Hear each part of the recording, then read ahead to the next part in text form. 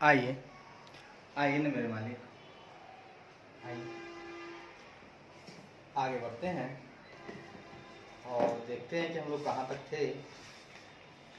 हम लोग यहाँ तक थे ना, अच्छी बात है।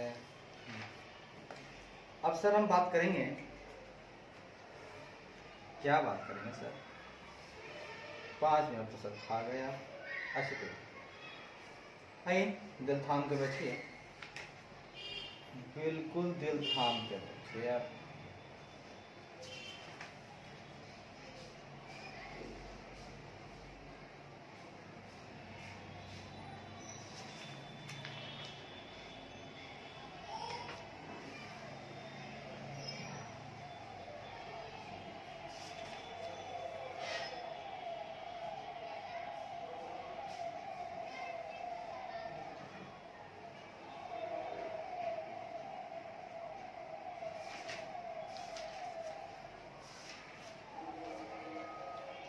आइए,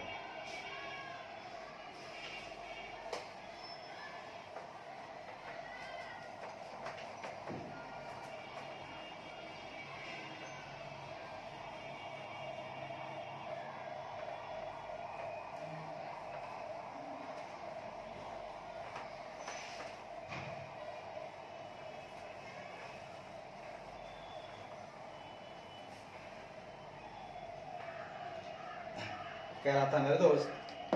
अब हम लोग चलेंगे 15.1 की तरफ। 15.1 हमारा इनकम की बात करता है। 15.1 हमारा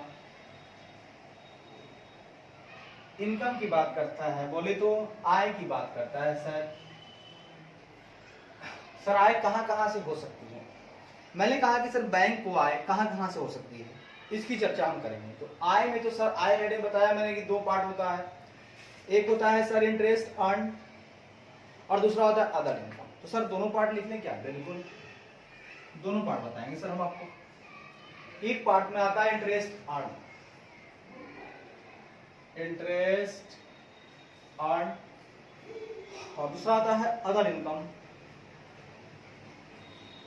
अदर इनकम बोले तो होता है सर अन्य आय, और इंटरेस्ट अर्न मतलब होता है अर्जित आय।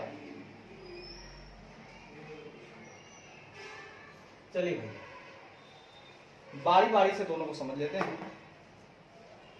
अच्छा,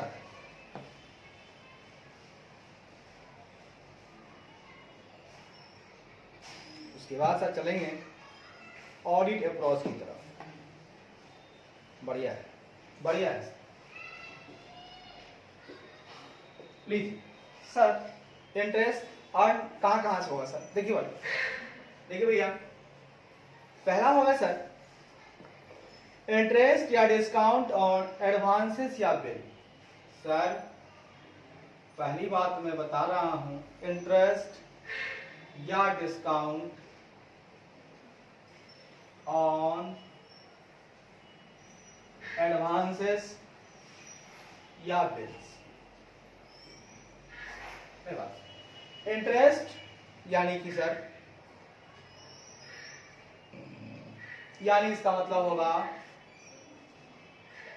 अग्रिमों या बिलों पर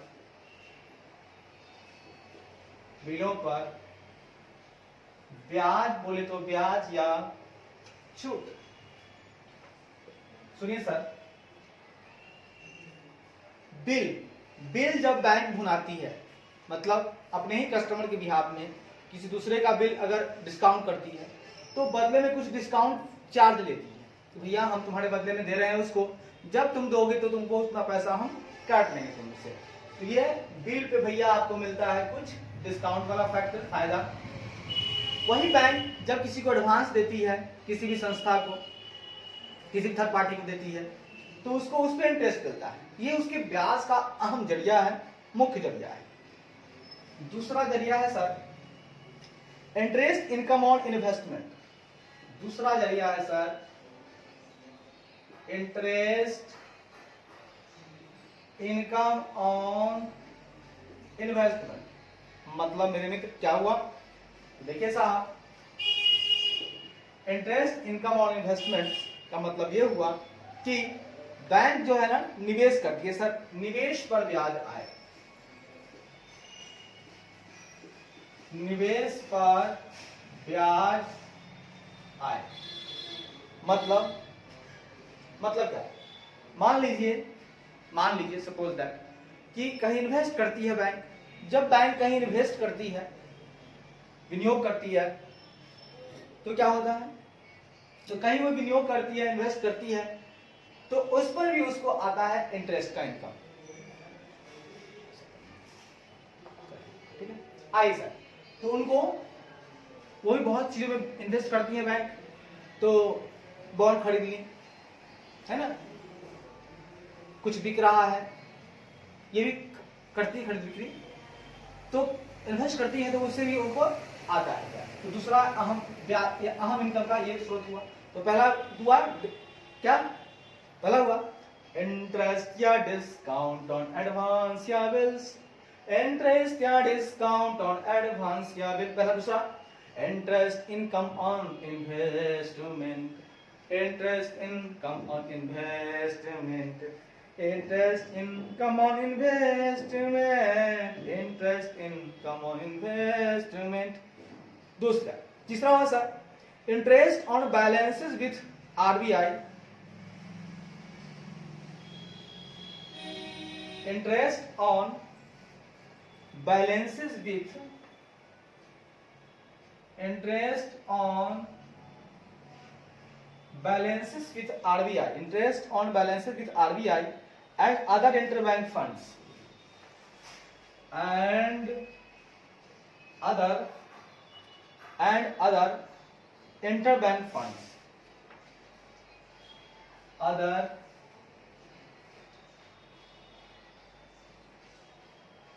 इंटरबैंक फंड्स। ठीक है, सुनिए ब्याज का अहम एक और आ गया कि आरबीआई के पास, ठीक है, या दूसरे बैंक जब फंड को रखती है, आरबीआई के पास भी कुछ रहता है फंड हमारा, और या दूसरे बैंक जब लेती है तो वहां से ही मुझे इंटरेस्ट आता है भैया। Interest on balance with RBI and other interbank fund, मतलब आरबीआई और अन्य अंतर बैंक, आरबीआई और अन्य अंतर बैंक, आरबीआई और अन्य अंतर बैंक फंड्स मतलब निधियों में, बैंक निधियों में शेष राशि पर ब्याज, ठीक है, में शेष राशि पर ब्याज, बैलेंस में शेष राशि पर ब्याज। बढ़िया है सर, बहुत बढ़िया है।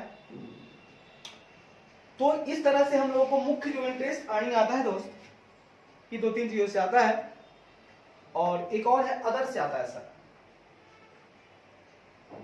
अदर्स बोले तो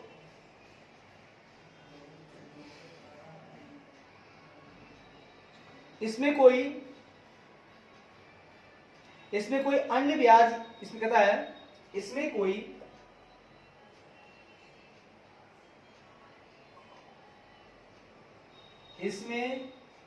कोई अन्य ब्याज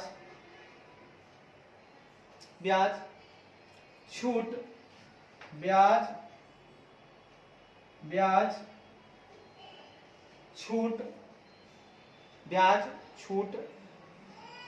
छूट आय शामिल है, ब्याज छूट आय शामिल है जो उपरोक्त मदों में शामिल नहीं है। ठीक है ना, जो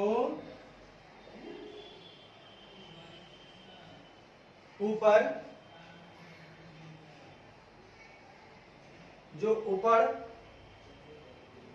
लिखे हेड में शामिल नहीं। ठीक है, अदर इंटरेस्ट फंड डिस्काउंट इसको बोल सकते हैं हम लोग, अदर इंटरेस्ट या डिस्काउंट इनकम।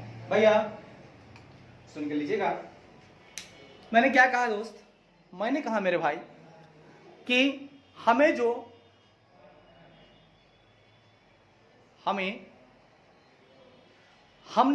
चर्चा यहां ये किया कि हमने जो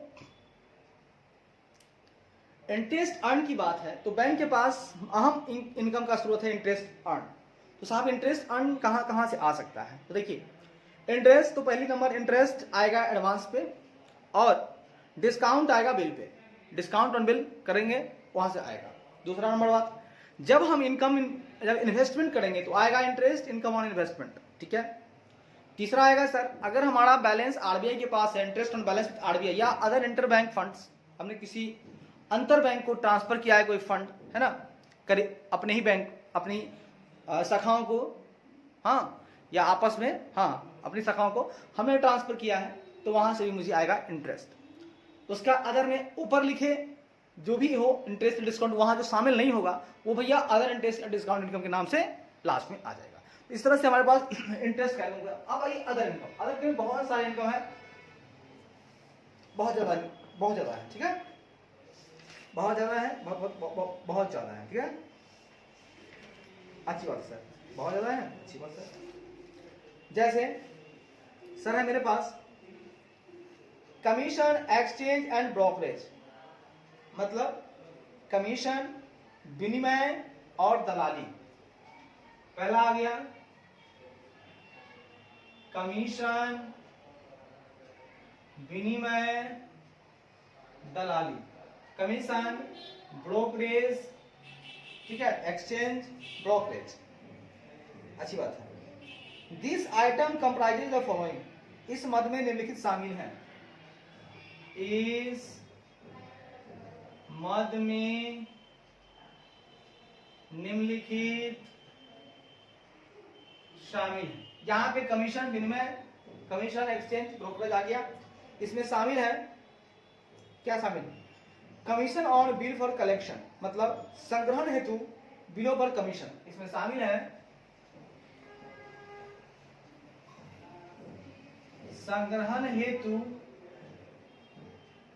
बिलों पर कमीशन, मतलब क्या? Commission on bill for collection, commission on bills for collection, commission on bills for collection, commission on bills for collection, commission on bills for collection, commission on bills for collection, commission on bills for collection, commission on bills for collection, commission on bills for collection, commission on bills for collection, commission on bills for collection, commission on bills for. दूसरा है commission या exchange, ठीक है, commission या exchange मतलब कहा? On रिमिटांसेज and transfer, मतलब प्रेषण और हस्तांतरण पर, प्रेषण और हस्तांतरण पर बी है आपका प्रेषण और हस्तांतरण पर कमीशन, विनिमय, कमीशन, विनिमय, मतलब क्या हुआ? Commission exchange on remittance and transfer, remittance and transfer, commission exchange on remittance या ट्रांसफर, कमीशन एक्सचेंज रिमिटांस या transfer, commission exchange on remittance transfer, exchange commission remittance transfer, commission exchange remittance and transfer, remittance and transfer, remittance and transfer, remittance and transfer, commission exchange, भैया commission exchange on remittance and transfer, exchange commission on remittance and transfer, exchange commission on remittance and transfer, exchange commission on remittance transfer, exchange commission on remittance transfer, exchange commission on remittance transfer, exchange commission on remittance transfer, exchange commission on remittance transfer, exchange commission on remittance transfer, exchange commission on remittance transfer, exchange commission on remittance transfer, exchange commission on remittance transfer, exchange commission on remittance transfer, exchange commission on remittance transfer, exchange commission on remittance transfer, exchange commission on remittance transfer, exchange commission on remittance transfer. C कहता है sir commission on letter of credit and guarantee, कहता है letter of credit मतलब साख पत्र और guarantee पत्र, साख पत्र और गारंटी पत्र है ना, साख पत्र और गारंटी पत्र कॉमा आराम पत्र, ठीक है, कहता है साख पत्र, सी कहता है सर साख पत्र और गारंटी पत्र, साख पत्र और गारंटी पत्र, साख पत्र और गारंटी पत्र कॉमा आराम, कंफर्ट, लेटर ऑफ कंफर्ट, आराम पत्र पर commission,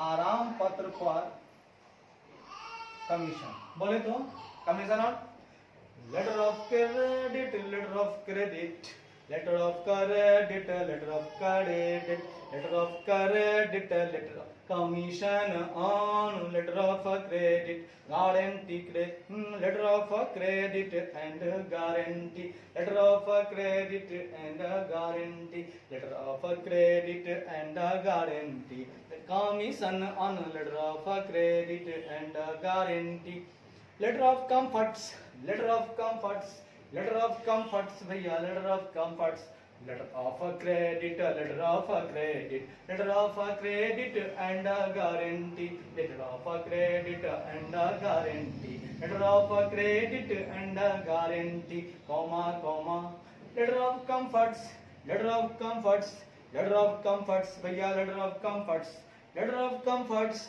letter of comforts, letter of comforts भैया, लेटर ऑफ कंफर्ट्स, हो गया। इन सब पर कमीशन। डी कहता है दोस्त, डी कहता है सर,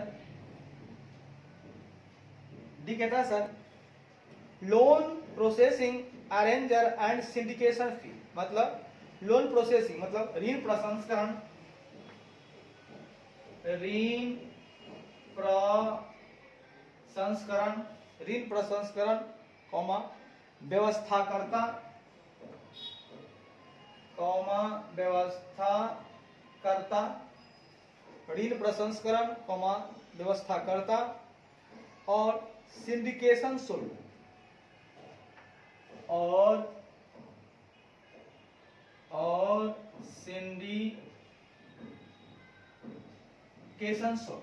देखिए आपको फिर फायदा मिल सकता है, कहां कहां से, देखिए लोन प्रोसेसिंग लगता है चार्ज को तो फायदा हुआ, अरे लोन प्रोसेसिंग ऋण प्रसंस्करण, लोन प्रोसेसिंग ऋण प्रसंस्करण, लोन प्रोसेसिंग ऋण प्रसंस्करण में फायदा है फायदा, arranger arranger arranger arranger arranger arranger arranger, चूंकि हम है अरेंजर व्यवस्था करके देते हैं, लेंगे कमीशन, लेंगे कमीशन, हम है अरेंजर, हम है अरेंजर, हम है अरेंजर, हम है अरेंजर, हम करते हैं लोन प्रोसेसिंग, अरे हम तो करते हैं loan processing, syndication fees, syndication fees, syndication fees, syndication fees, syndication fees, syndication fees, syndication fees, syndication fees, syndication fees, syndication fees, syndication fees, syndication fees, syndication fees, syndication fees, syndication fees, syndication, syndication मतलब syndicate करना। देखिए syndicate करने का मतलब होता है दोस्त, ये आपको अरेंज करके दे रहे हैं हम लोग, सिंडिकेशन कर रहे हैं, ठीक है, मतलब सिंडिकेट करना, 2 4 5 लोग मिलके, ठीक है, सिंडिकेट करके अरेंज करके आपको हम लोग दे रहे हैं, तो सिंडिकेशन भी एक शुल्क होता है, वो भी आपको मिलेगा, ठीक है, ठीक है सर।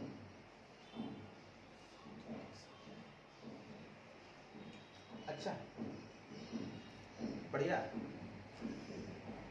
अच्छा बढ़िया है, चलिए ठीक है।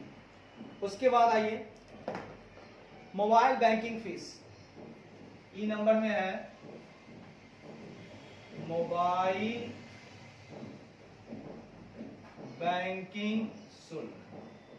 अरे आजकल बैंक देती है एक फैसिलिटी, मोबाइल बैंकिंग है, मोबाइल बैंकिंग है, मोबाइल बैंकिंग है, मोबाइल बैंकिंग, बदले में कुछ तो चार्ज लगी देती है मोबाइल बैंकिंग, मोबाइल बैंक, हम घर बैठे मोबाइल से फंड ट्रांसफर करते हैं मिनटों में भैया, फंड ट्रांसफर करते हैं, फंड लेते भी हैं, अरे फोन पे, अरे पेटीएम, अरे फोन पे, पेटीएम, गूगल पे, ये तो है और भी सारी सुविधाएं मोबाइल बैंकिंग से, बदले में लेती है बैंक कुछ तो शुल्क भैया, कुछ तो शुल्क, मतलब मोबाइल बैंकिंग शुल्क भी एक जरिया है इनकम का।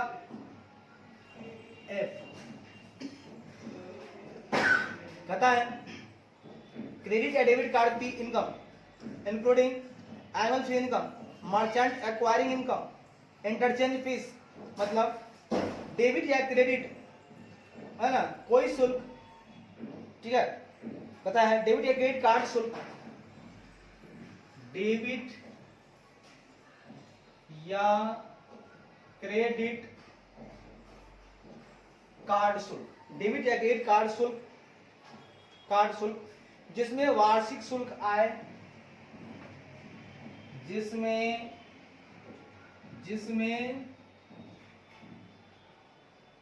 वार्षिक शुल्क आय, जिसमें वार्षिक शुल्क आय, जिसमें वार्षिक शुल्क आय, कॉमा व्यापारी की आय, कॉमा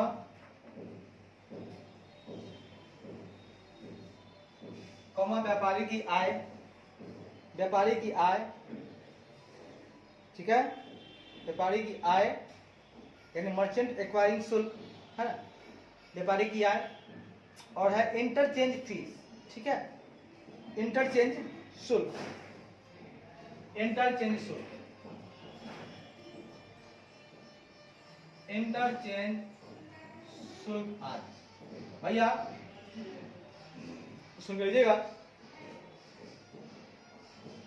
अरे डेबिट या क्रेडिट कार्ड फी डेबिट या क्रेडिट कार्ड फी इनकम, अरे डेबिट या credit card fee income, debit या credit card fee income, debit या क्रेडिट कार्ड शुल्क आय, सुन रहा है, शुल्क शुल्क शुल्क शुल्क शुल्क शुल्क शुल्क आय यहाँ रहेगा, आय, अरे डेबिट या क्रेडिट शुल्क शुल्क आय, डेबिट या क्रेडिट फी इनकम, डेबिट या क्रेडिट फी इनकम, डेबिट या credit fee income including annual fee, अरे इंक्लूडिंग एनुअल फी इनकम, अरे इंक्लूडिंग एनुअल फी इनकम, अरे इंक्लूडिंग एनुअल फी इनकम, अरे इंक्लूडिंग एनुअल फी इनकम, अरे including including annual fee income, अरे including annual fee income, merchant acquiring income, merchant acquiring income, merchant acquiring income, merchant व्यापारी की आय, व्यापारी की आय, interchange शुल्क, interchange शुल्क, ये सारे इनकम के पात्र हैं, इनसे आपको इनकम मिलता है बैंक को, जैसे बिल के कलेक्शन पर है ना, commission on bill for collection, फिर आपको डिविडेंड्स या ट्रांसफर पे आपको मिलेगा कमीशन या exchange, letter of credit and guarantee, letter of credit and guarantee और लेटर ऑफ कंफर्ट्स पे आपको कमीशन मिलेगा, उसके बाद लोन प्रोसेसिंग पे आपको मिलेगा, अरेंजर पे होने के नाते मिलेगा, सिंडिकेशन शुल्क मिलेगा, आपको सिंडिकेशन फी मिलेगा, मोबाइल बैंकिंग फी मिलेगा, debit credit card fee income होगा इंक्लूडिंग जो शामिल होगा, एनुअल फी इनकम और व्यापारी की आय मतलब इनकम ऑफ मर्चेंट, ठीक है, मतलब मर्चेंट एक्वायरिंग इनकम और इंटरचेंज फीस, ये सब आ जाएंगे जी।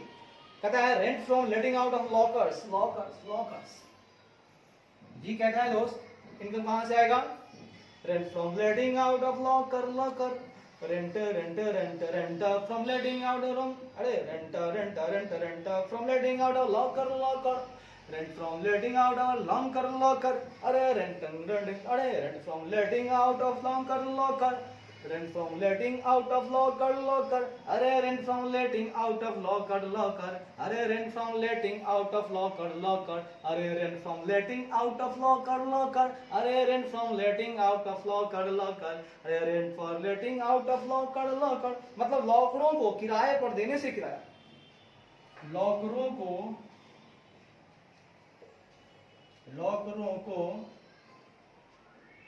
किराए पर देने से किराया, लॉकरों को किराए पर देने से किराया, लॉकरों को किराए पर देने से किराया, लॉकरों को किराए पर देने से किराया, गुड, यहां तक हो गया सर, जी हो गया।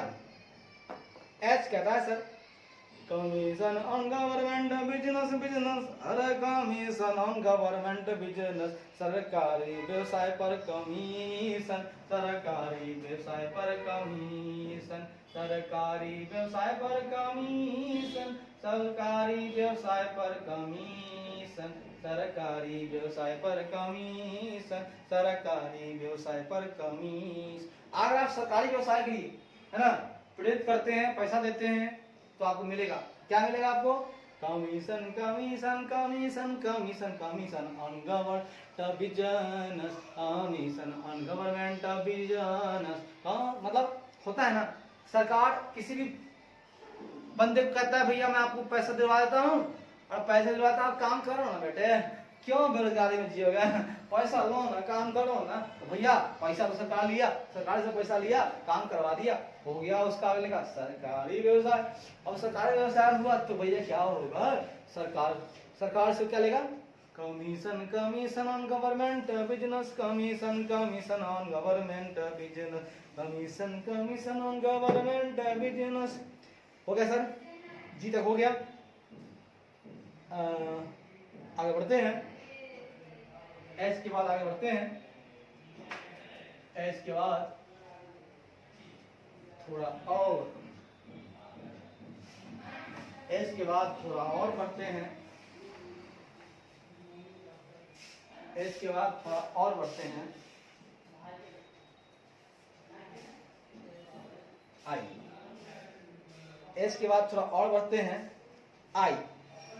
आई कहता है commission on other permitted agency business including consultancy other service. अरे commission on other permitted agency business, commission on other permitted agency business, commission on other permitted agency business including consultancy and other service. अरे including consultancy and other services, अरे including consultancy and other services, अरे including consultancy and other services, consultancy or commission on other permitted agency business, commission on other permitted agency business, commission on other permitted agency business, commission on other permitted agency business। मतलब कहता है परामर्श और अन्य सेवाओं सहित, परामर्श और अन्य सेवाओं सहित, परामर्श और अन्य सेवाओं सहित, अन्य सेवाओं सहित, परामर्श और अन्य सेवाओं सहित, सहित अन्य अनुमत एजेंसी व्यवसाय पर, अन्य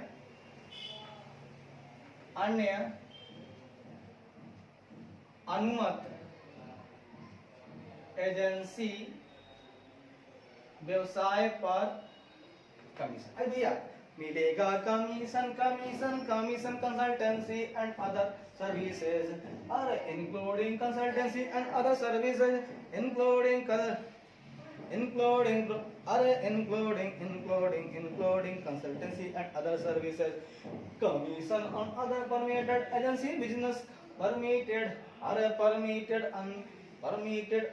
agency business, commission on permitted other agency business, commission on permitted other agency business, commission on permitted other business, commission on permitted other agency business, commission on permitted other permitted agency business, including consultancy and other services, including consultancy and other services, commission on permitted agency business, commission on permitted agency, commission on other permitted agency business, commission on other permitted agency business, including consultancy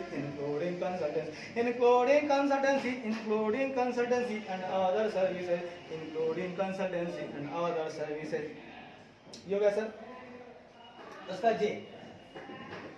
जे कहता है दोस्त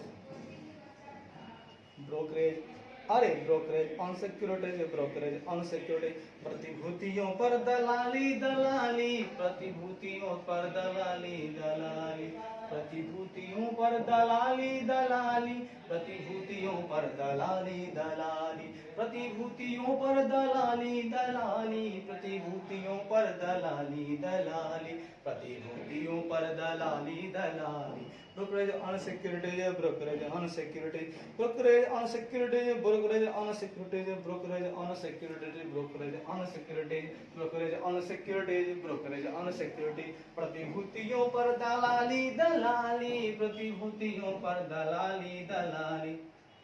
क्या में आएगा? कहता है sir ये सभी मूल स्रोत है। क्या कहता है? Fee on insurance referral, fee on insurance referral, बीमा रेफरल पर शुल्क, बीमा रेफरल पर शुल्क, बीमा रेफरल पर शुल्क, रेफरल पर शुल्क, बीमा रेफरल पर शुल्क, बीमा रेफरल पर शुल्क, fee on insurance referral, fee on insurance referral, अरे फी ऑन इंश्योरेंस रेफरल, अरे फी ऑन इंश्योरेंस रेफरल, अरे फी ऑन इंश्योरेंस रेफरल, अरे फी ऑन इंश्योरेंस रेफरल, अरे फी ऑन इंश्योरेंस रेफरल, अरे फी ऑन इंश्योरेंस रेफरल। हो गया। उसका आइए एल कहता है commission on referral of mutual fund client, अरे commission on referral of mutual fund का client, commission on referral mutual fund का क्लाइंट, अरे commission on referral mutual fund का क्लाइंट, अरे commission on referral mutual fund का client, अरे commission on referral of mutual fund का client, अरे commission on referral of mutual fund का clients, commission on referral of mutual fund का clients, commission on referral of mutual fund का clients, commission on referral of mutual fund का clients, commission on referral of mutual fund clients, commission on referral of mutual fund clients, commission on referral of mutual fund clients, commission on referral of mutual fund clients, commission on referral of mutual fund clients, commission on referral of mutual fund clients, mutual fund ग्राहकों के referral पर commission, mutual fund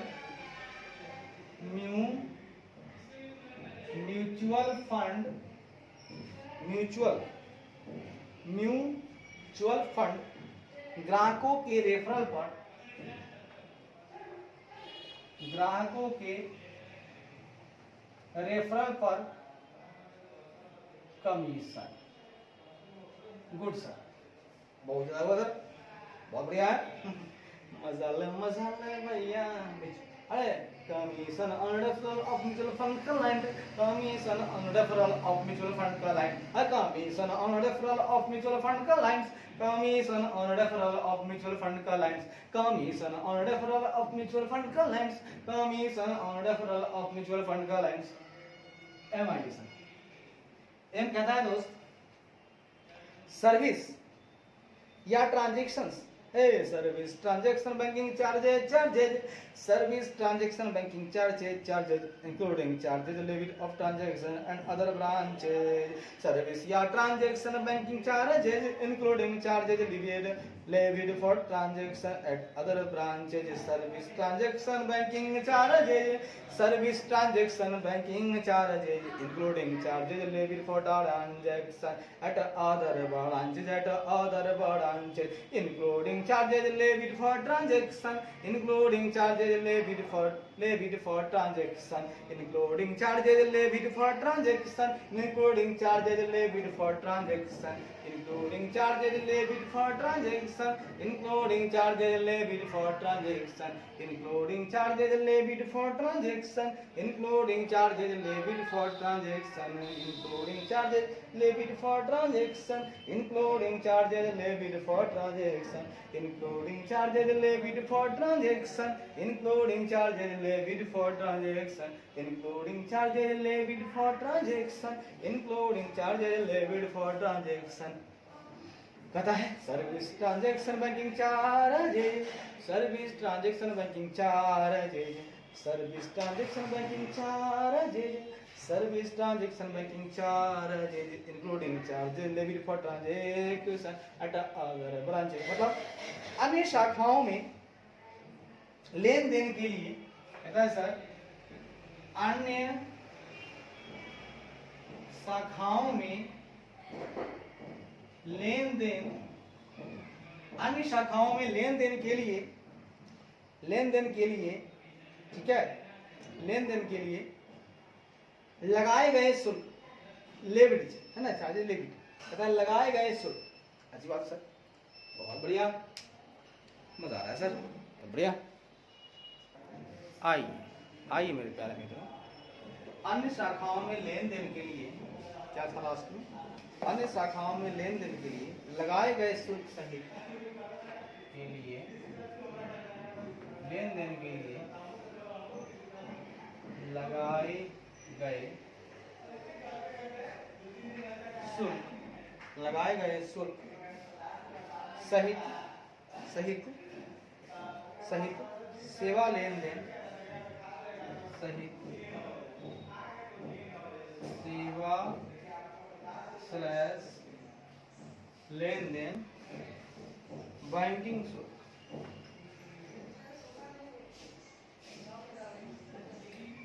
सुन लीजिएगा क्या होगा ये, service transaction banking charges, service transaction banking charges including service transaction banking charges including charges levied for transaction at other branches, service या transaction banking charges including charges levied for transaction at other branches, service transaction banking charges including charges levied for transaction at other branches, service transaction banking charges including charges levied for transaction at other branches। हो गया। N में होगा sir income for rendering other services like custodian, demat, investment advisory, cash management and other fee based service. Income from rendering, income for rendering other services, income for rendering other services, अरे income for rendering other services like custodian, demat, अरे investment advisory, cash management and other fee based service।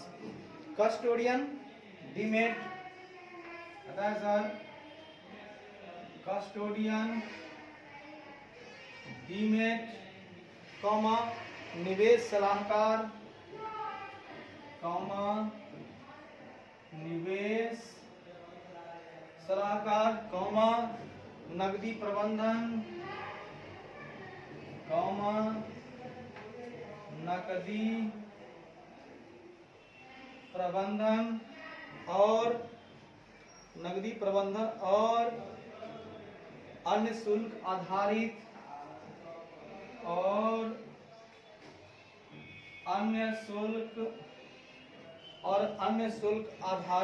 सेवाएं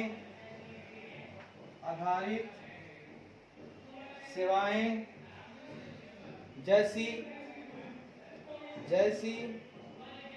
like मतलब जैसी अन्य सेवाएं प्रदान करने से आए, सेवाएं जैसी अन्य आय प्रदान, अन्य सेवाएं प्रदान, अन्य आय नहीं, अन्य सेवाएं प्रदान करने से आए। तो क्या होगा सर, यहां हमने कह दिया दोस्त कस्टोडियन डीमैट, अरे custodian demat, investment advisor, cash management और अन्य शुल्क, अन्य अदर फी बेस्ड सर्विसेज जैसी अन्य सेवाएं प्रदान करने से आए। ठीक है, ये सारे आय के स्रोत हैं भैया। कुछ और आय हैं, सुन के लीजिएगा।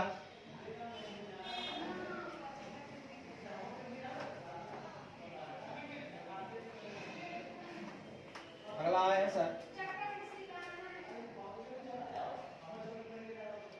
अगला है profit on sale of investment,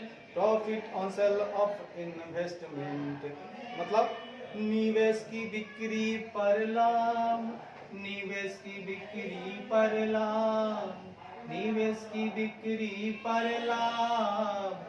investment निवेश की बिक्री पर लाभ, अरे profit on sale of investments, profit on sale of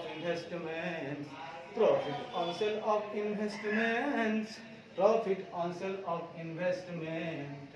अगला है प्रॉफिट या loss on revaluation of investment, profit या loss on revaluation of investment मतलब निवेश के पुनर्मूल्यांकन पर,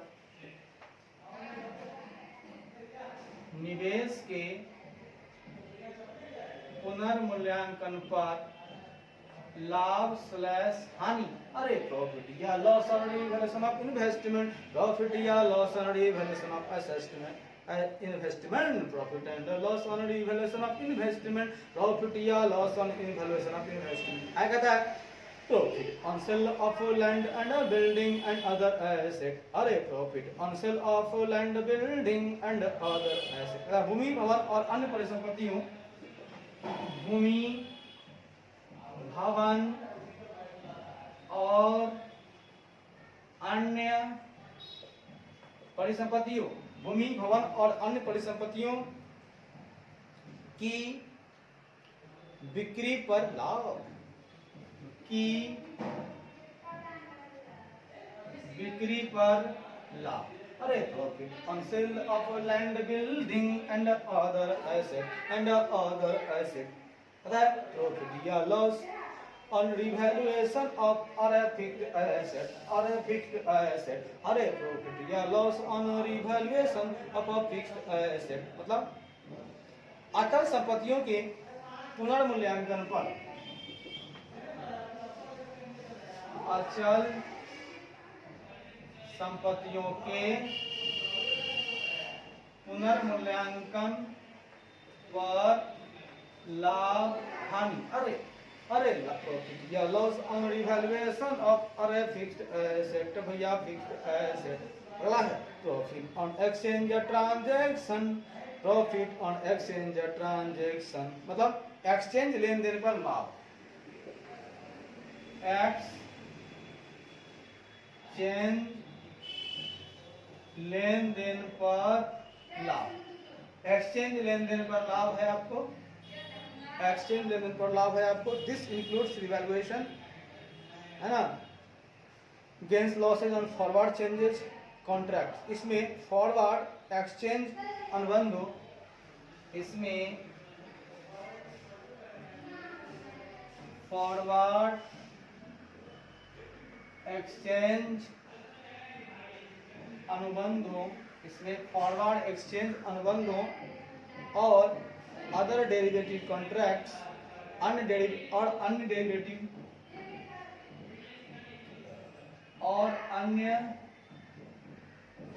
डेरिवेटिव अनुबंधों, अन्य डेरिवेटिव अनुबंधों और प्रीमियम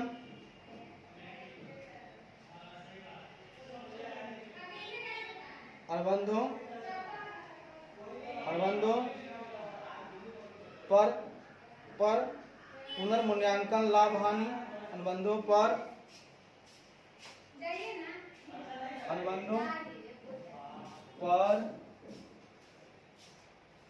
पुनर्मूल्यांकन लाभ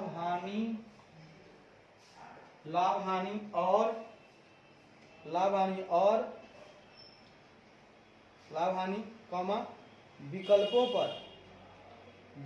पर प्रीमियम आय व्यय, है ना, विकल्पों पर कॉमा विकल्पों पर आय व्यय, विकल्पों पर प्रीमियम आय व्यय, विकल्पों पर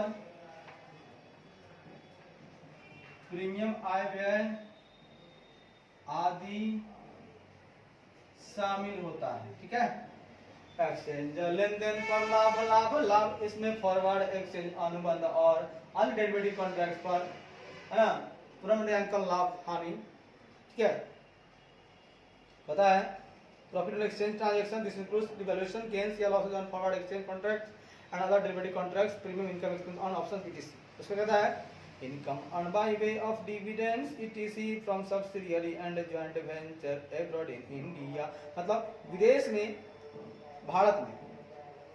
कहता है सर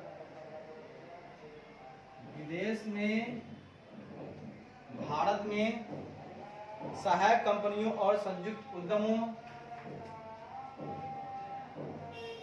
सहायक कंपनियों और संयुक्त उद्यमों से लाभांश के माध्यम से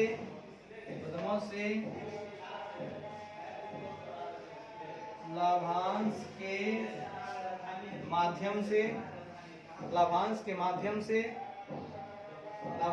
आदि के माध्यम से अर्जित आय भैया, अर्जित आय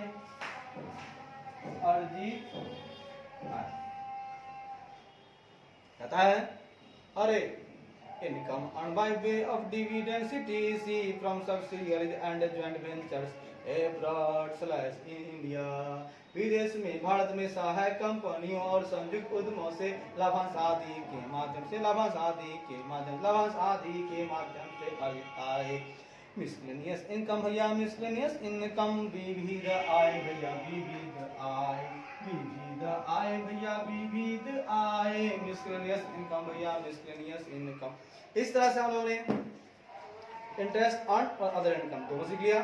अब चलते हैं दोस्त ऑडिट अप्रोच एंड प्रोसीजर की तरफ। कहाँ चलते हैं मित्रों? ऑडिट प्रोसीजर एंड अप्रोच की तरफ चलते हैं। आई इसको भी देख लेते हैं, ठीक है, बढ़िया है भैया, बढ़िया है भैया, आइए ना भैया।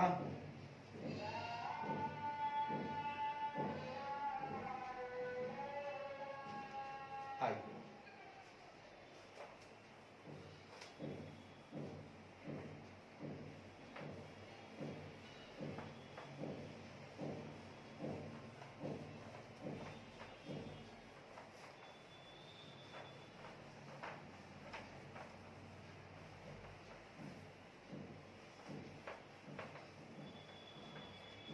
लोग, आइए ना भैया,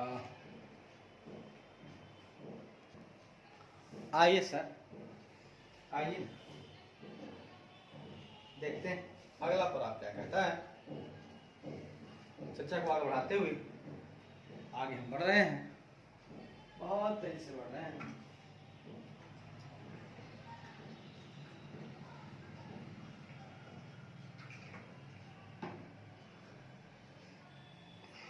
आइए कहता है सर 15.11 पे हम लोग चल रहे हैं। 15.11 कहता है ऑडिट अप्रोच एंड प्रोसीजर की बात करता है। ऑडिट अप्रोच एंड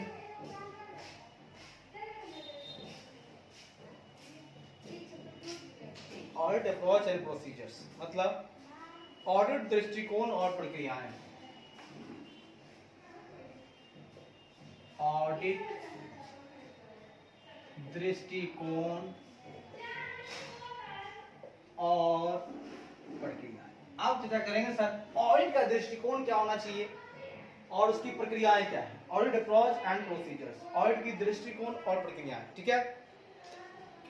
इसमें सबसे पहला है पॉइंट आपका ऑडिटर्स कंसर्न। क्या है सर? ऑडिटर्स कंसर्न बोले तो ऑडिटर की चिंता, ऑडिटर की चिंता। क्या है चिंता? कहता है sir in carrying out audit income मतलब इनकम, ऑडिट ऑफ इनकम मतलब in carrying out audit of income मतलब आय का ऑडिट करने में, आय का ऑडिट करने में, आय का ऑडिट करने में the auditor is primary concern मतलब ऑडिटर की मुख्य primary concern with obtaining reasonable assurance है ना, insurance that the recorded income arrows from transactions. ठीक है, the auditor is primary concern with obtaining reasonable assurance, यानी ऑडिटर की प्राइमरली मतलब मुख्य रूप से करने में, ऑडिट करने में, ऑडिटर की मुख्य रूप से करने में ऑडिटर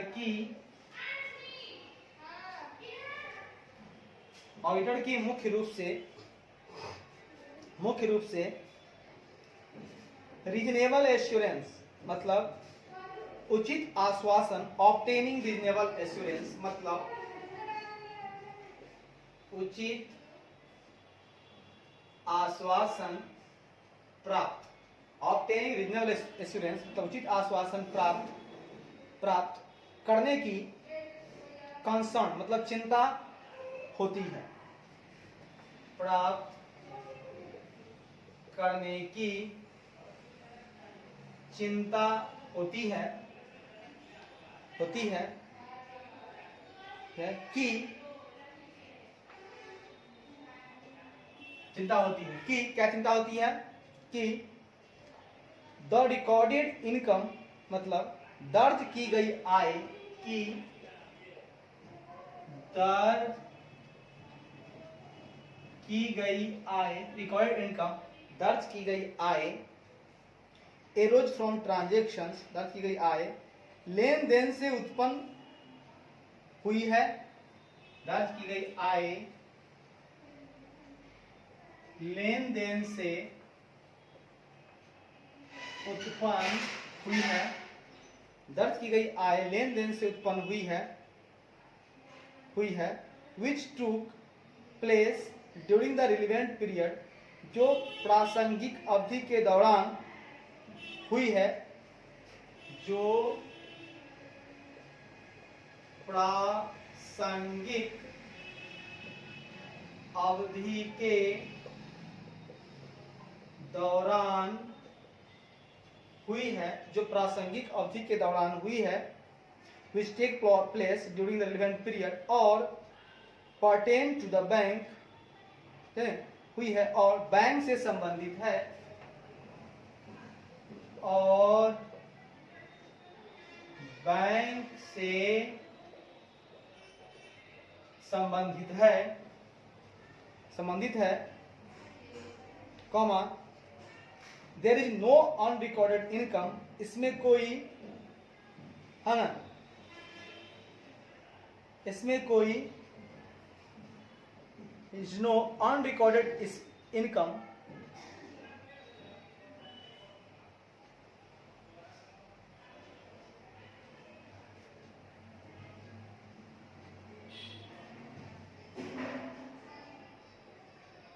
ठीक है।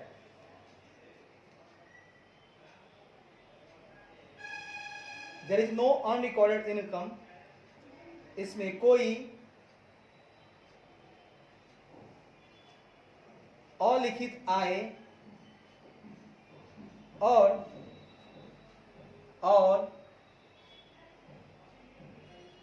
Income is recorded appropriate amount और उचित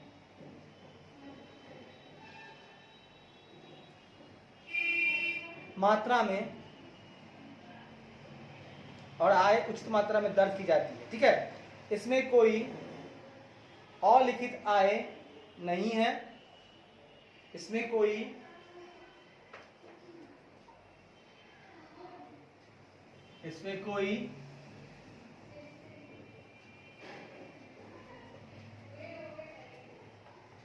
अलिखित आय नहीं है, और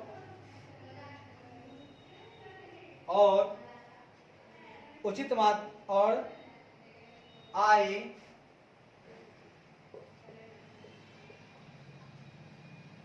उचित मात्रा में दर्ज की जाती है।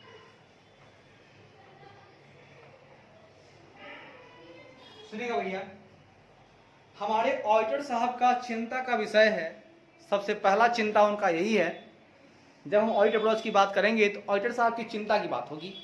सर इसमें चिंता उनको यही है कि आय का जो ऑडिट है उस ऑडिट को करने में ऑडिटर साहब को प्राइमरली ये ध्यान रखना है कि उनको ऑब्टेन करना है रीजनेबल एश्योरेंस, मतलब उनको उचित आश्वासन प्राप्त करने की चिंता होती है।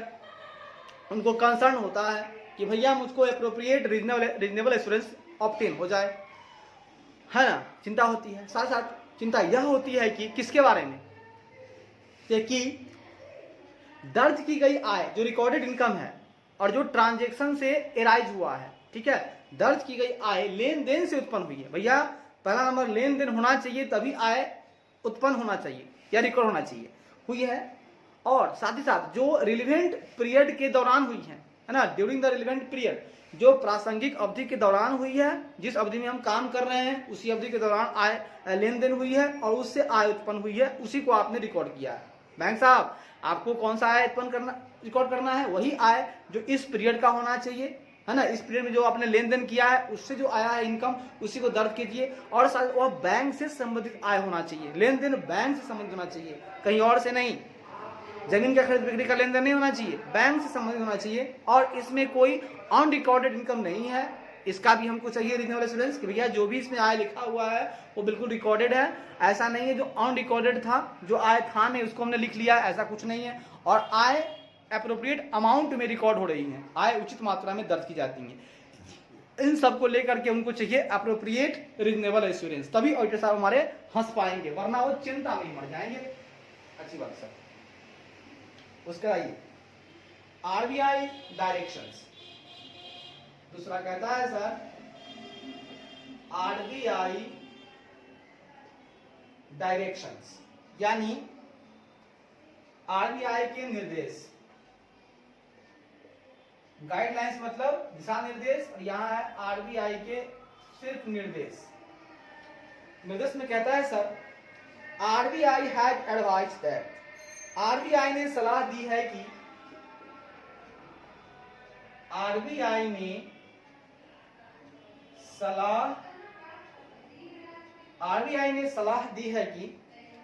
ने सलाह दी है कि दैट की in respect of any income, कि किसी भी आय के संबंध में सलाह दी है कि किसी भी आय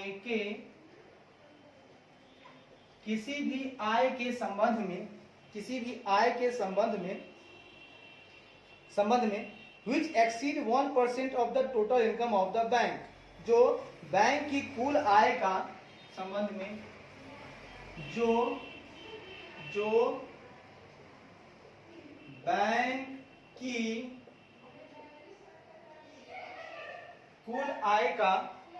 की कुल आय का 1% से अधिक है, 1% से अधिक है, ठीक है, से अधिक है। If the income is record on gross basis, यदि आय सकल आधार पर गणना की जाती है, यदि आय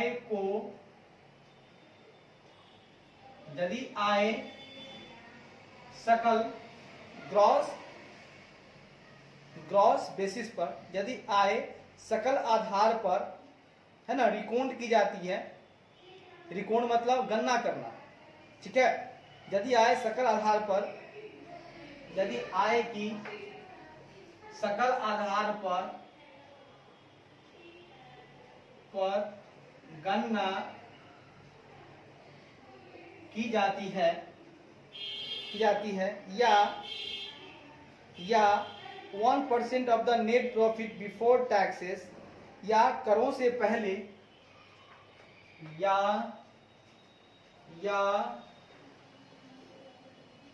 करों से पहले शुद्ध लाभ का 1%, करों से पहले शुद्ध लाभ का 1%, हाँ 1%, इफ द इनकम यदि if the income is record net of cost, यदि आय शुद्ध आधार पर गणना की जाती है, if the income is record net of cost, ठीक है, यदि आय नेट ऑफ कॉस्ट, यदि आय शुद्ध लागत, ठीक है, नेट ऑफ कॉस्ट, यदि आय शुद्ध आधार पर गणना की जाती है, शुद्ध आधार पर गणना की जाती है,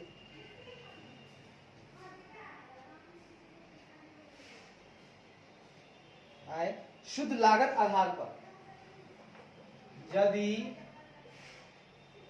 आय शुद्ध लागत आधार पर गणना की जाती है, गणना का मतलब हर बार होगा रिकॉर्ड, ठीक है, गणना की जाती है, should be considered on accrual as per accounting standard basis, ठीक है ना, की जाती है, तो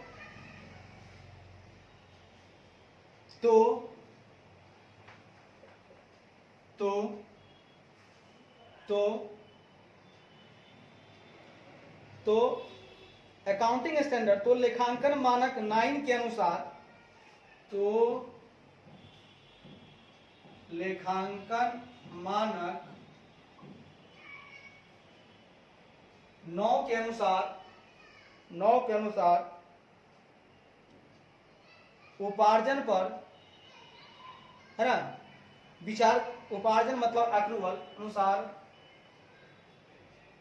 उपार्जन मतलब एक्रूवल, उपार्जन पर विचार किया जाना चाहिए, उपार्जन पर विचार किया जाना चाहिए। ऐ मेरे मित्र, ऐ मेरे खुदा, ऐ मेरे मालिक, बात को समझिएगा और समझकर समझने का प्रयास कीजिएगा, बात को समझिएगा और समझकर समझने का प्रयास कीजिएगा, तो मजा आ जाएगा भैया। अच्छी बात सर, आ जाएगा मजा, तो अच्छी बात है सर, ठीक है। मैंने कहा सर, सुन के लीजिएगा, मैंने चर्चा यहां पर यही किया साहब कि ऑडिटर साहब की चिंताएं तो खत्म हुई, अब आ गई आरबीआई साहब की डायरेक्शन।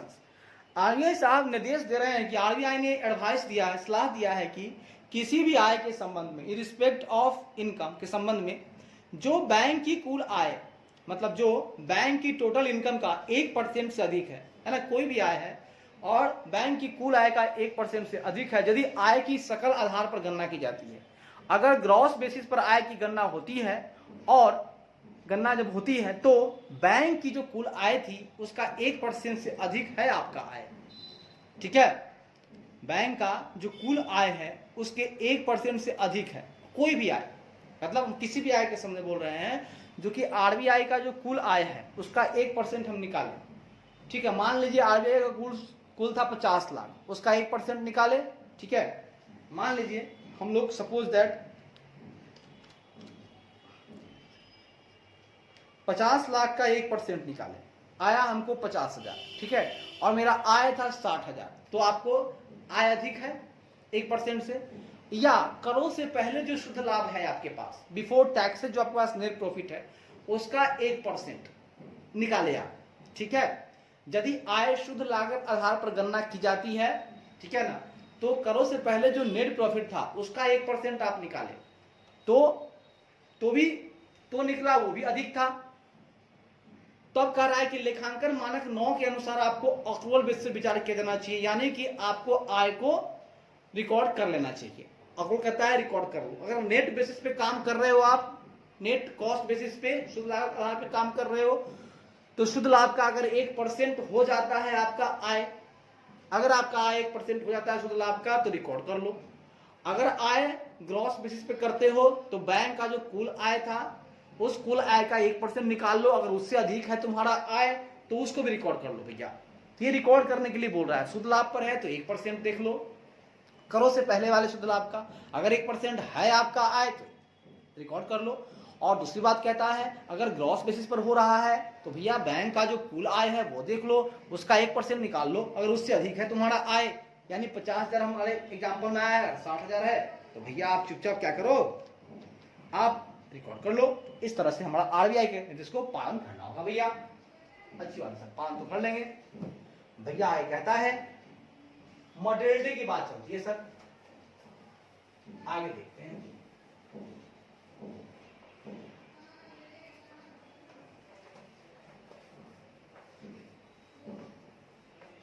तीसरा पॉइंट कहता है भैया, ये मटेरियलिटी की बात करता है भैया।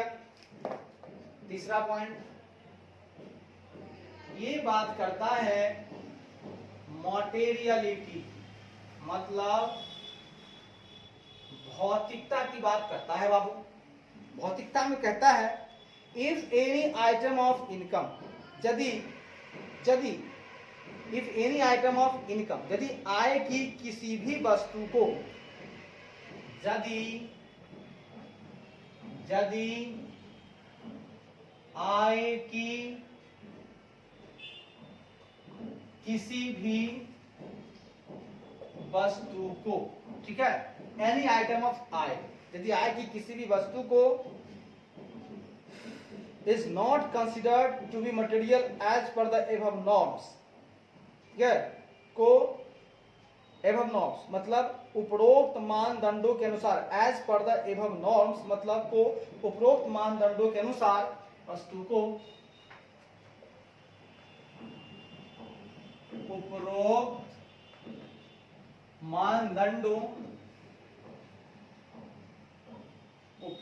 मानदंडों के अनुसार, किसी भी वस्तु को उपरोक्त मानदंडों के अनुसार है ना, not considered to be material को अनुसार महत्वपूर्ण नहीं माना जाता है, अनुसार महत्वपूर्ण नहीं माना जाता है, यानी मटेरियल नहीं माना जाता है, ठीक है। महत्वपूर्ण मतलब मटेरियल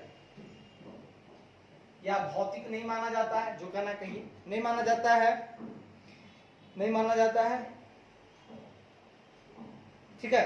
तो नहीं माना जाता तो क्या होगा, तो it may be recorded, it may be recognized when received, तो इसे प्राप्त, तो इसे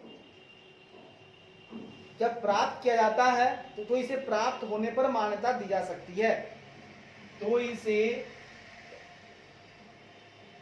प्राप्त होने पर मान्यता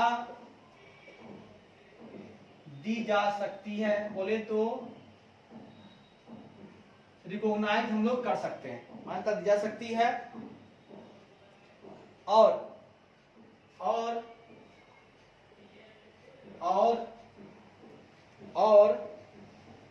कहता है इट मे बी रिकॉग्नाइज्ड हो गया, and the auditor need not qualify there report in this situation, और लेखा परीक्षकों को उस स्थिति में, और लेखा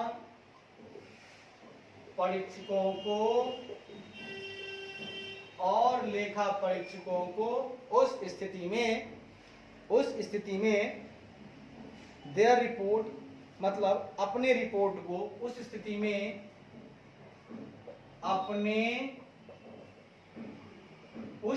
में अपने रिपोर्ट को नॉट टू क्वालिफाई को योग्य बनाने की आवश्यकता नहीं है।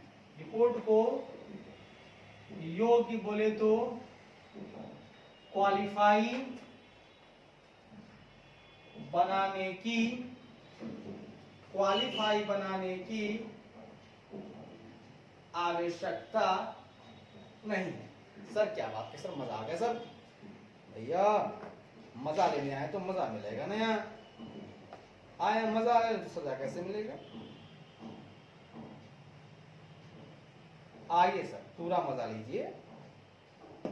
देखिए सर मैंने क्या कहा भैया, मैंने ये बोला कि मोटिलिटी की बात हम करेंगे, भौतिकता की बात करेंगे। मैंने कहा कि यदि आय की किसी भी वस्तु को, मतलब इनकम वाली कोई भी आपके पास आइटम है ना, उसको एवब जो नॉर्म्स हैं, उपरोक्त जो मानदंड हैं, उनके अनुसार मटेरियल नहीं माना जाता है। ठीक है, उनको अगर मटेरियल नहीं मानते तो क्या करेंगे, अगर मटेरियल नहीं मानते तो इसे रिसीव होने पर ही रिकॉग्नाइज किया सकती है। ठीक है, जब इसे हम लोग व्हेन रिसीव्ड देन रिकॉग्नाइज्ड, इसे प्राप्त होने पर ही हम लोग रिकॉग्नाइज या मान्यता जा सकती है। और लेखा परीक्षकों को इस दैट सिचुएशन में, है ना, इन देयर रिपोर्ट, अपने रिपोर्ट में क्वालिफाई बनाने की आवश्यकता नहीं, अपने रिपोर्ट को योग्य बनाने की आवश्यकता नहीं है। ठीक है, अब ये हालत ऐसा है कि रिसीव होगा तब रिकॉग्नाइज करेंगे, तो आप अपने रिपोर्ट को क्वालिफाई ना करें। ठीक है, एकदम क्वालिफाई करने की जरूरत नहीं है कि हाँ भैया हम इसको क्वालिफाई कर देते हैं, भैया मटेरियल तो है नहीं, प्राप्त जब होगा तो रिकॉग्नाइज हो जाएगा। तो आपने रिपोर्ट को क्वालिफाई मत कर दीजिए भाई, बात गलत है ना। आपने अगर रिकॉग्नाइज किया है तो प्राप्त हुआ है तब दिखाया है ना। आप ऐसे ही मत दिखा दो कि भैया मटेरियल आइटम है हम दिखा रहे हैं, नहीं दिखाओ। आय को तभी आप दिखा सकते हो जब वो रिसीव होगा। कब, जब वो मटेरियल नहीं है। अगर नॉर्म्स के हिसाब से अगर मटेरियल आइटम नहीं है तो आप क्यों दिखा रहे हो, उसको रिकॉग्नाइज नहीं करो, उस इनकम को आपको नहीं दिखाना है, जब प्राप्त होगा तब दिखाना। तो ऐसी हालत में ऑडिटर को क्या करना होगा, अपने रिपोर्ट को क्वालिफाई बनाने की आवश्यकता नहीं है। वो क्वालिफाई नहीं करेगा, जो कैसे बना देगा, है ना, क्वालिफाई देने की आवश्यकता नहीं है। ठीक है, अच्छी बात है सर। आगे कहता है दोस्त, रिवेन्यू सर्टेनिटी की बात हो रही है दोस्त। आइए सुनिए प्यार वापस, रिवेन्यू सर्टेनिटी। अगली बात है मेरा आपसे, रिवेन्यू सर्टेनिटी की बात हो रही है, राजस्व निश्चितता, जिसको बोलेंगे हम लोग राजस्व निश्चितता की बात हो रही है। कहता है सर, बैंक्स रिकॉग्नाइज इनकम। ठीक है, बैंक आय जैसे कि special interest, fees and commission on accrual basis. मतलब बैंक कहता है सर, बैंक आय जैसे, बैंक आय जैसे ब्याज, जैसे इंटरेस्ट, ब्याज कॉमा फीस मतलब शुल्क, ब्याज, शुल्क, फीस और कमीशन, शुल्क और कमीशन को प्रोद्वहन के आधार पर, प्रोद्वहन, ठीक है, प्रोद्वहन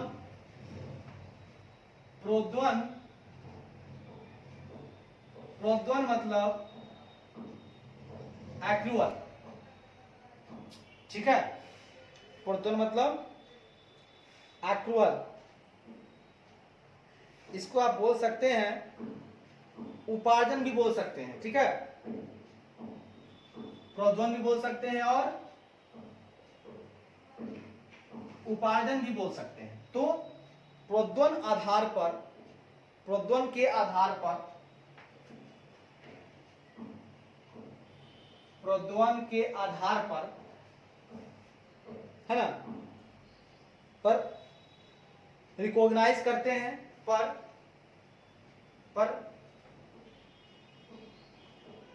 मान्यता दी जाती है, यानी रिकॉग्नाइज की जाती है।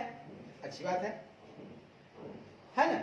तो बैंक कहता है सर, कहता क्या है सुन लीजिएगा सर। मैंने कहा कि कोई आपके पास रिवेन्यू इनकम है, उसके बारे में कह रहे हैं कि बैंक के पास कुछ इनकम आया, जैसे कि ब्याज, इंटरेस्ट वाला, ब्याज वाला आया, कुछ फीस से आया, कुछ कमीशन से आया, इनको वो एक्रूअल के आधार पर रिकॉग्नाइज करते हैं।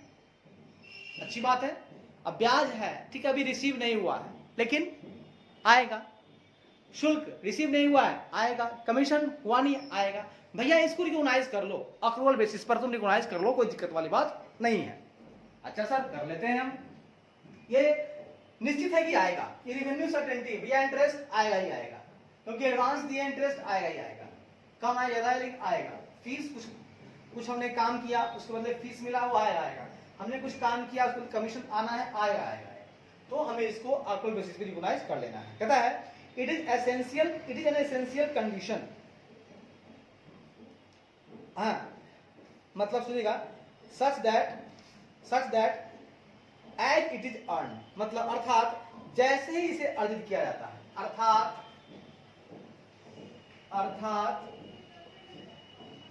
जैसे ही इसे अर्जित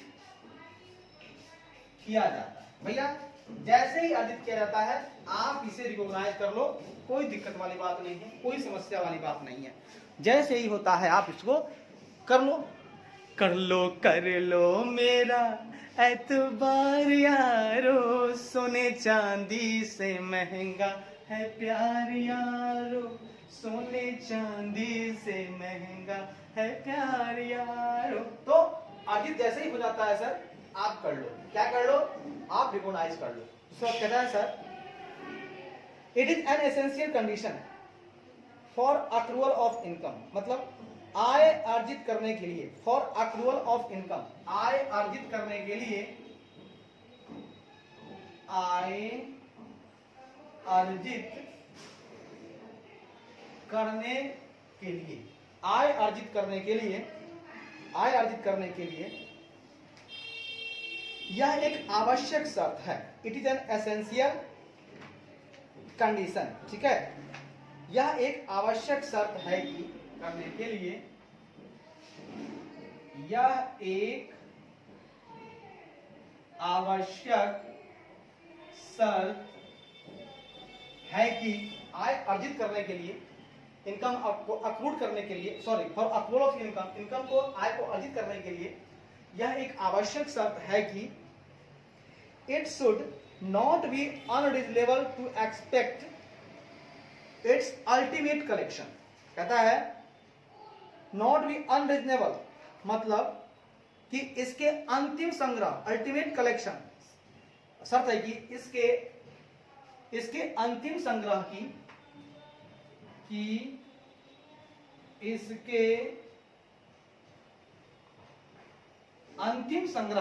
इसके अंतिम संग्रह की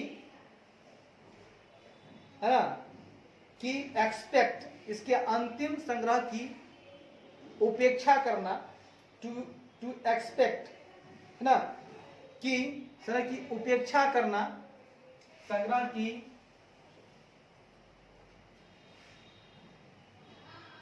उपेक्षा करना, एक्सपेक्टेशन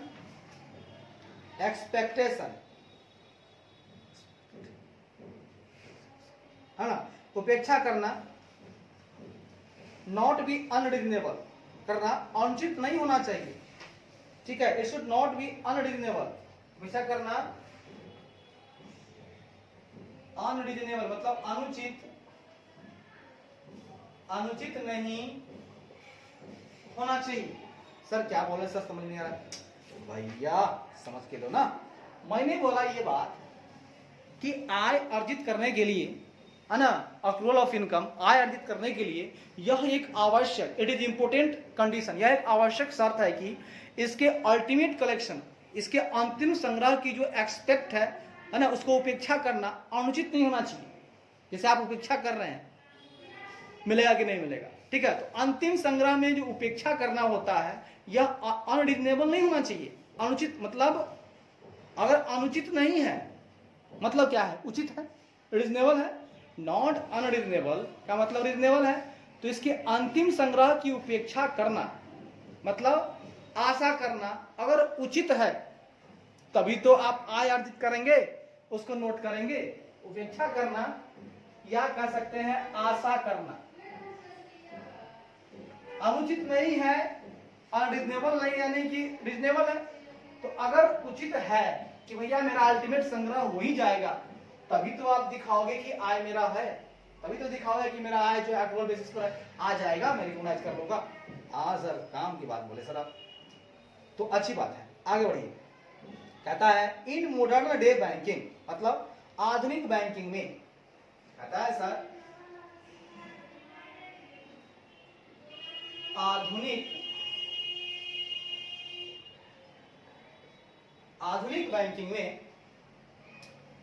बैंकिंग में the entry for interest income, मतलब कहता है the entry for interest income, मतलब ब्याज आय की प्रविष्टियां, the interest for interest income मतलब ब्याज आय की प्रविष्टियां, ब्याज आय की प्रविष्टियां ऑन एडवांस, मतलब सॉरी कहता है बैंकिंग में अग्रिमों पर, एडवांस से पर नहीं मिलेगा, अग्रिमों पर ब्याज आय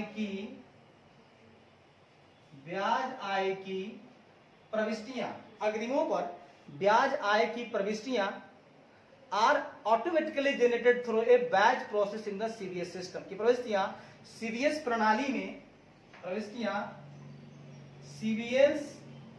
प्रणाली में, यानी core banking system, centralise online real time environment होता है बैंकिंग सिस्टम, सीवीएस कोड होता है, मतलब तुरंत सीवीएस प्रणाली में एक बैच प्रक्रिया के माध्यम से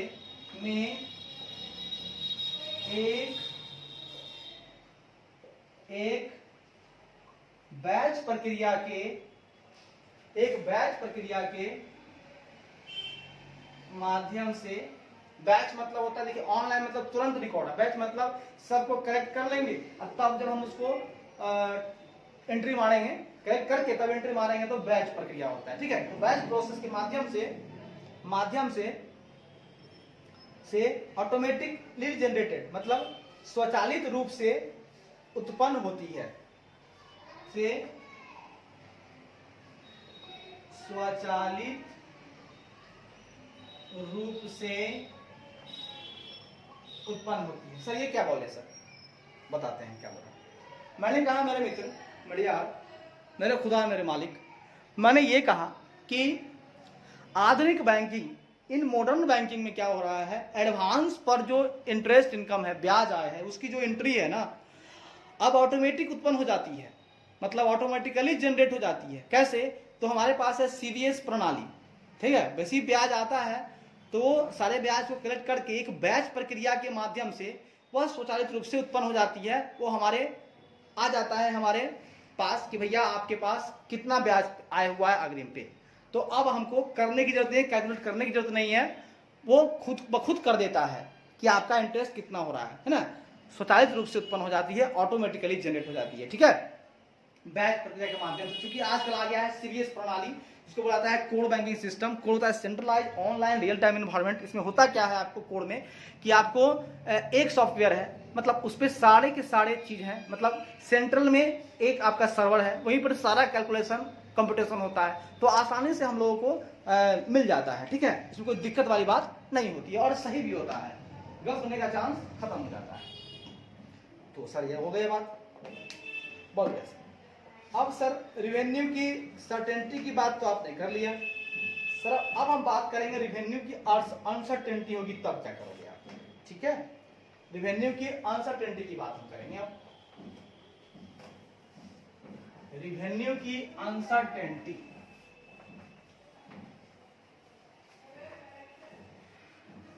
रिवेन्यू की अनसर्टेनिटी की बात करेंगे सर।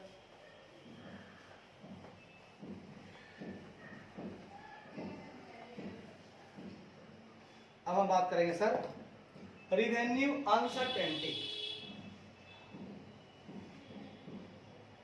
रिवेन्यू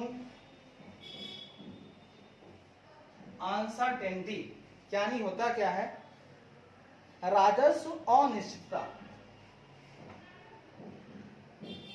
राजस्व अनिश्चितता। भैया अनिश्चितता क्या होती है? कहता है सर, सुन के लीजिएगा, प्यार मोहब्बत से लीजिएगा।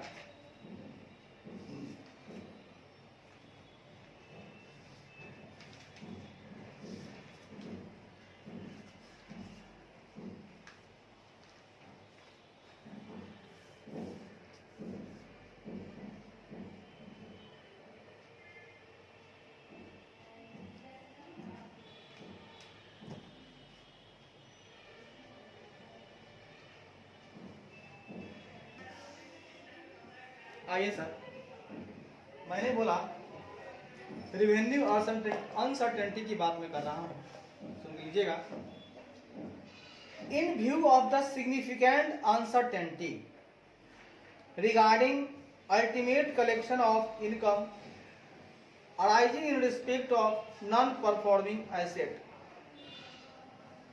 the guidelines require that banks, comma है, non-performing asset यानी गैर निष्पादित परिसंपत्तियों के संबंध में,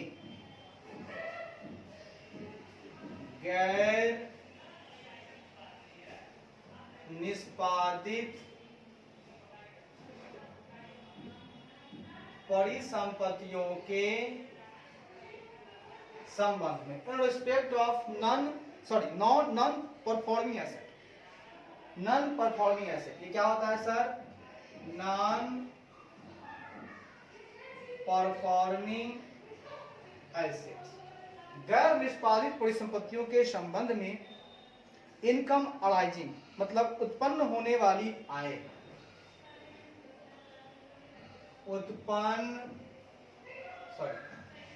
संबंध में उत्पन्न होने वाली आय के रिगार्डिंग अल्टीमेट कलेक्शन के अंतिम संग्रह के संबंध में, आय के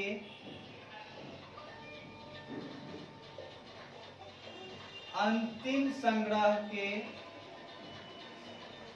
संबंध में आई। हम लोग, मेरे मित्र कहाँ थे सर? हम लोग थे कहाँ? तो सर हम लोग थे, कहाँ थे भैया? सर हम लोग थे रिवेन्यू अनसर्टेनिटी में थे सर। तो कह रहे थे हम लोग कि इन view of the significant uncertainty regarding ultimate collection of income arising in respect of non performing asset यानी गैर निष्पादित परिसंपत्तियों के संबंध में उत्पन्न होने वाली आय के अंतिम संग्रह के संबंध में सिग्निफिकेंट अनसर्टेनिटी मतलब महत्वपूर्ण अनिश्चितता, इन व्यू ऑफ सिग्निफिकेंट अनसर्टेनिटी मतलब महत्वपूर्ण अनिश्चितता को देखते हुए संबंध में महत्वपूर्ण अनिश्चितता को देखते हुए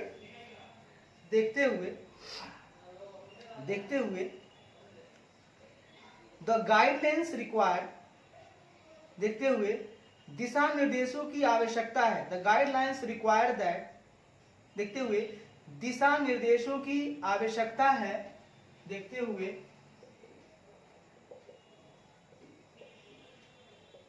दिशा निर्देशों की आवश्यकता है कि, दिशा निर्देशों की आवश्यकता है कि that require that bank should not recognize income of non-performing asset, bank को गैर निष्पादित परिसंपत्तियों पर है कि, बैंक को गैर निष्पादित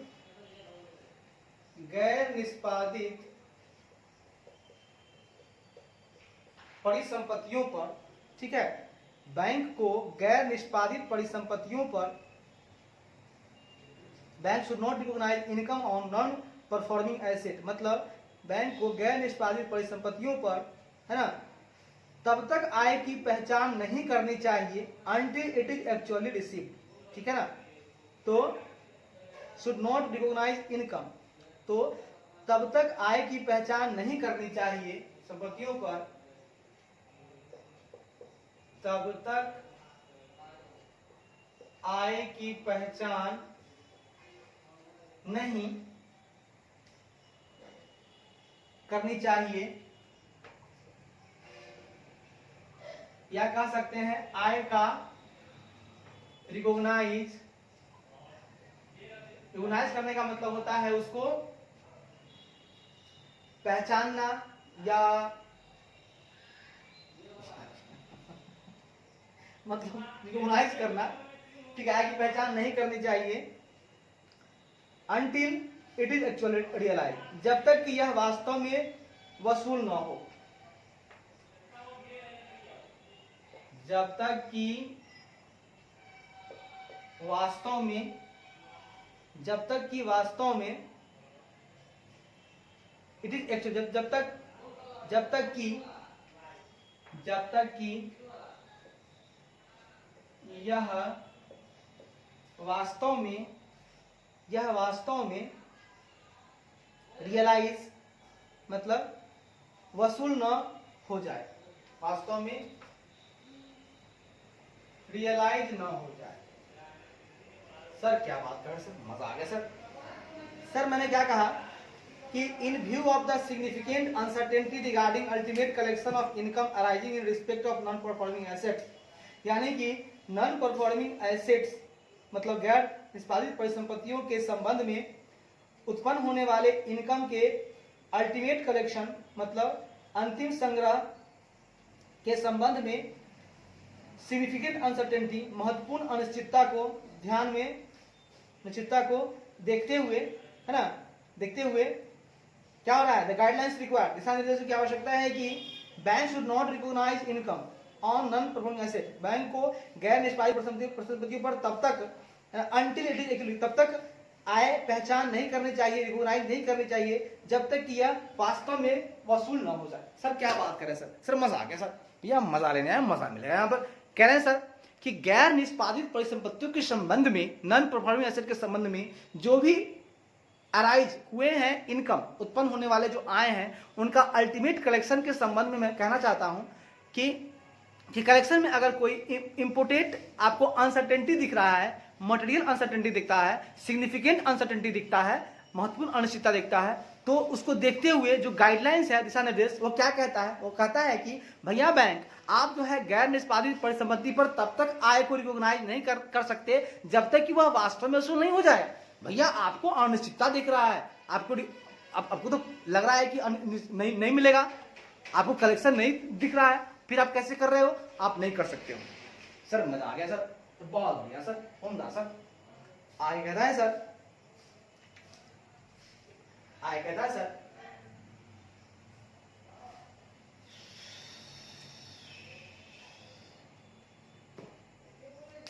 आगे कहता है sir, when a credit facility is classified as non performing for the first time, मतलब जब किसी क्रेडिट सुविधा को, जब when a credit facility,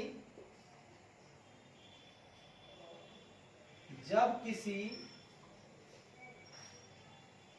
credit सुविधा को, जब किसी क्रेडिट सुविधा को, है ना, किसी क्रेडिट सुविधा को फर्स्ट टाइम मतलब पहली बार नॉन परफॉर्मिंग में क्लासिफाई होता है, को पहली बार गैर निष्पादित के रूप में, को पहली बार किसी गैर निष्पादित मतलब जब किसी क्रेडिट सुविधा को पहली बार गैर निष्पादित मतलब नॉन परफॉर्मिंग के रूप में वर्गीकृत किया जाता है, गैर निष्पादित के रूप में वर्गीकृत किया वर्गीकृत किया जाता है, वर्गीकृत किया जाता है ना, किया जाता है, तो इंटरेस्ट अक्रूड किया जाता है, तो अर्जित ब्याज, इंटरेस्ट अक्रूड, ठीक है, तो अर्जित ब्याज किया जाता है, तो अर्जित ब्याज, इंटरेस्ट अक्रूड, अर्जित ब्याज, और and credited to the income account in responding in the corresponding previous year, कहता है, और संबंधित पिछले वर्ष में, और संबंधित पिछले वर्ष में, और संबंधित पिछले वर्ष में, पिछले वर्ष में आय खाते, इनकम अकाउंट, आय खाते में क्रेडिट, आय खाते में जमा किया गया, आय खाते में जमा किया गया वर्ष में, पिछले वर्ष में आय खाते में जमा का मतलब होता है क्रेडिट, आय खाते में जमा, आय खाते में जमा किया गया, आय खाते में जमा किया गया,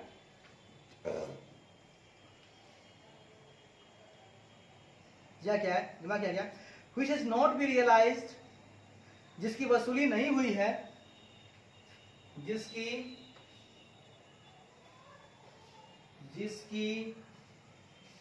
वसूली नहीं की गई है, which is not realized, जिसकी वसूली नहीं की गई है, नहीं या नहीं हुई है, which is not realized, जिसकी वसूली नहीं हुई है, which is not realized, should be reversed or provided for, उसे उलट दिया जाना चाहिए, ठीक है, उसे उलट दिया जाना चाहिए, है, उसे उलट दिया जाना चाहिए, उसे उलट दिया जाना चाहिए, अच्छी बात है, उसे उलट दिया जाना चाहिए। This will apply to government guarantee accounts also, यह सरकारी गारंटी खातों पर भी लागू होगा, यह सरकारी गारंटी खातों पर भी लागू होगा।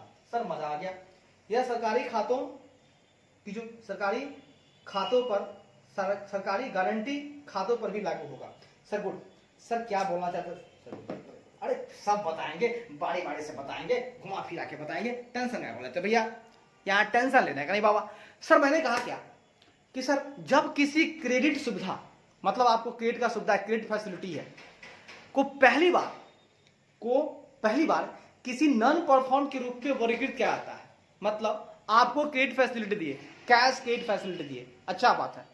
अब आपको पहली बार हमको लग रहा है कि अभी नॉन परफॉर्मिंग हो जाएगा, भैया आप तक तो परफॉर्म कर रहा था, अब नहीं होगा, तो अब इस पर हमको अर्जित ब्याज चाहिए, तो इस पर जो इनकम अक्रूड हुआ है और जो संबंधित पिछले वर्ष में आय खाते में जमा किया गया, जिसकी वसूली नहीं हुई है, अब क्या होगा? अब मान लीजिए अर्जित ब्याज है और इसको क्या हुआ कि संबंधित पिछले वर्ष में, है ना, आय के खाते में तो क्रेडिट कर दिए थे हम, भैया हमारा तो पिछला वर्ष तो किए थे कि आएगा ही आएगा, बात समझ रहे हैं, बात समझ रहे हैं ना, आएगा, अब वसूली तो नहीं हुआ। अब यहां इस बार क्या कर रहा है, संबंधित पिछले वर्ष में हम लिख दिए कि देगा, लेकिन अब तो ये दे नहीं रहा है हमको, अब तो नॉन परफॉर्म हो जाएगा। तो जब आपने वहां दिखा के इनकम को ऐड कर लिया था, अब उसको उलट दीजिए, इनकम हटाइए, इनकम कैसे हो गया? जब वो दिया नहीं, जब आया नहीं, तो इनकम कैसे हुआ? तो यह सरकारी गारंटी खातों पर भी ऐसे ही होगा। अगर सरकारी कोई गारंटी खाता है जहां लगता है कि हाँ सरकार है, देवे करेगा। अरे भाई सरकार देवे करेगा, अच्छी बात है, कहीं वो भी नहीं दिया तो गारंटी खाता है, उस पर भी लागू होगा, वो भी पर भी आप उलट दीजिए, उलट दो, उलट दो, पलट दो, उलट दो, भैया उलट दो, पलट दो, उलट दो। अच्छी बात सर, उलट देंगे। चलिए सर इसी बात पर, अरे भैया इसी बात पर क्या है इसी बात पर क्या है, कुछ खास नहीं, अच्छा चलेगा।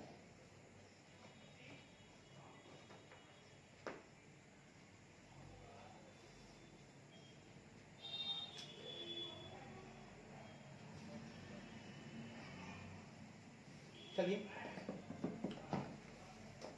कल देखते हैं, ठीक है, तब तक के लिए